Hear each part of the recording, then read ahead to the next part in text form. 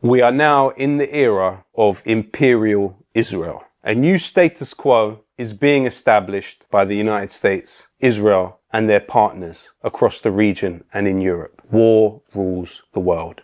Permanent genocide. There is no turning back. The Zionist Empire of Israel is expanding. Israel, in 600 days, has bombed Gaza, Syria, Lebanon, Iran, Yemen, and the coast of Malta. Israel is setting the world on fire to protect its genocide. From a settler colonial ideology to an imperial power, the choice in the region is between independence or direct Israeli control. Israel is today a psychopathic entity. It kills as it breathes. Let me just bring you some breaking news. Around 60 people, including 20 children, have been killed in an attack on a housing complex in the capital, Tehran. Israel has added Iranian children to the long list of children it kills. It also killed civilians, nuclear scientists, and even the person heading Iran's nuclear negotiations, Ali Shamkhani. Today we sat down with Ali Shamkhani. He said Iran also wants a deal. Yes, we are ready. We can definitely have better relations with the U.S. Shamkhani said that Iran is willing to commit to never having a nuclear weapon, to getting rid of its stockpiles of highly enriched uranium, to only enriching to a level needed for civilian use, and to allow inspectors in to oversee it all, in exchange for lifting all sanctions immediately. He said Iran would accept that deal tonight.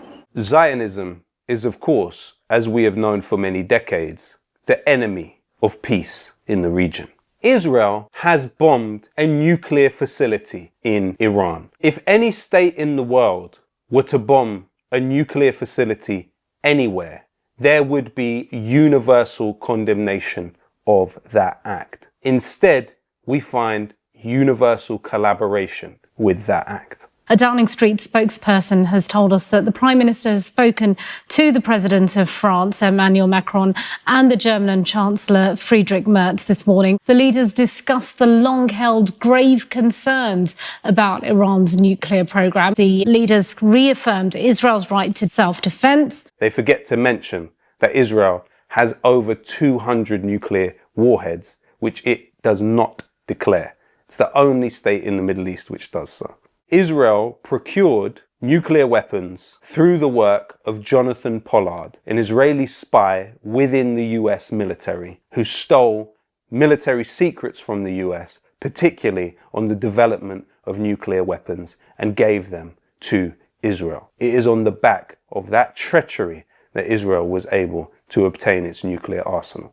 Well, in 2015, after nearly 30 years in prison and extensive efforts to free him, Pollard was granted parole, just under strict conditions. Pollard's parole has since been lifted, and his 5-year ban on travel was also now allowed to go unrenewed, in a move seen by some as a parting gift from the Trump administration. Israeli nuclear scientist Mordechai Vanunu tried to lift the lid on Israel's nuclear program when he was under the care of the Rupert Murdoch-owned Times newspaper, and tell the world about what was happening. To inform the world about Israel's nuclear secret. However, he was swiftly honey-trapped and kidnapped by Israel's external intelligence agency, Mossad. The door opened and immediately jumped on me 2 people, and one kicked me in the stomach and I collapsed. Another one jumped on me, put his hand on my mouth, silencing me.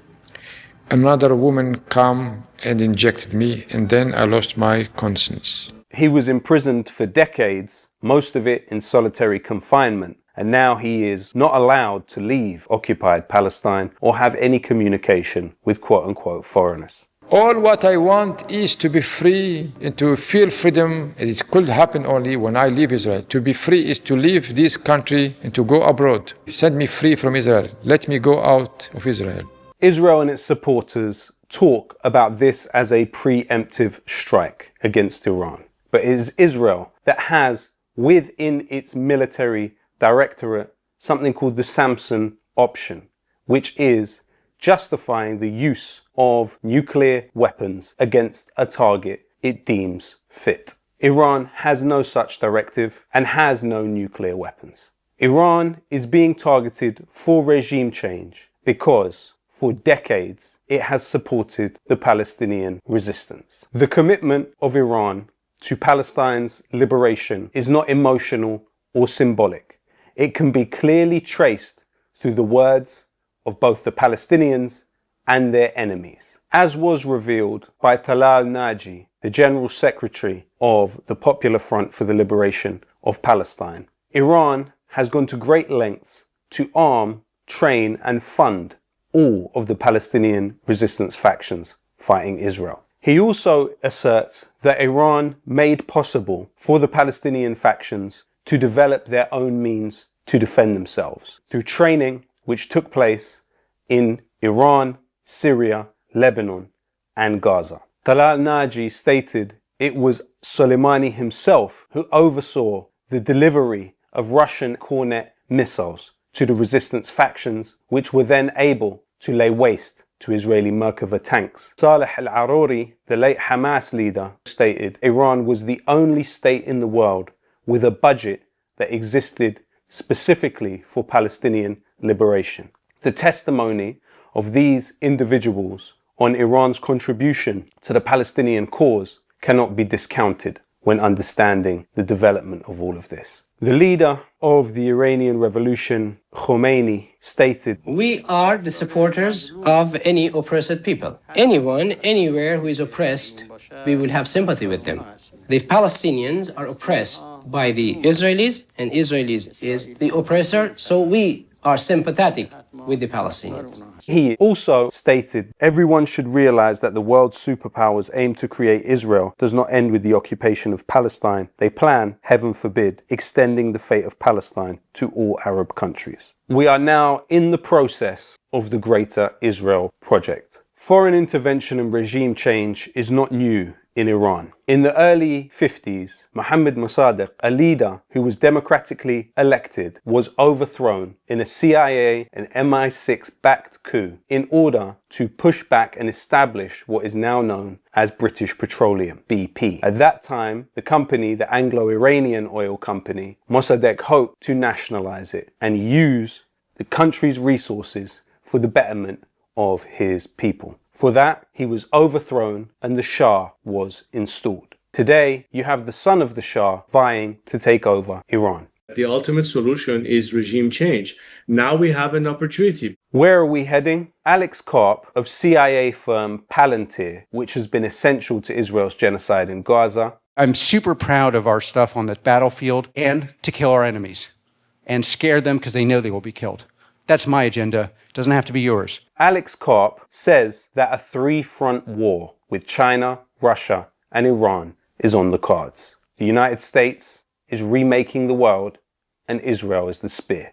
We need to use our voices in every way we can to fight for peace and not war. While this policy is being taken by some of the most unpopular governments in the history of humanity, the vast majority of people across the world are against this war. Israel has normalized the killing of children in Palestine, in Gaza, in Yemen, in Syria, in Lebanon, and now Iran.